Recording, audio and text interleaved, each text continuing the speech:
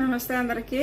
ఈరోజు రాఖీ పండగ కదా, చూడండి ఇంట్లో పూజ చేసుకున్నాము. స్వీటు పాయసం రాఖీలు రెడీ చేసుకున్నాము. మా అన్న వస్తే ఇంక రాఖీలు కట్టాలి.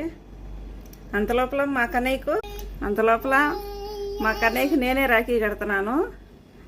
ఎందుకంటే అన్నీ నేనేనమాట మా కన్నయ్యకి. ఇప్పుడు ప్రస్తుతానికి మన కన్నయ్య కోయిట్లో ఉన్నాడు కాబట్టి మా కన్నయ్యకి చెల్లెలు అక్క ఈడ ఎవరు లేరు, అందుకు నేనే కడుతున్నా.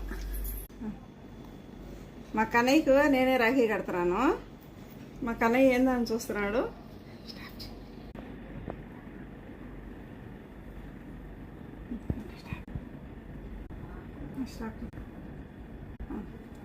మా కన్నయ్యకు రాఖీ కట్టడం అయిపోయింది.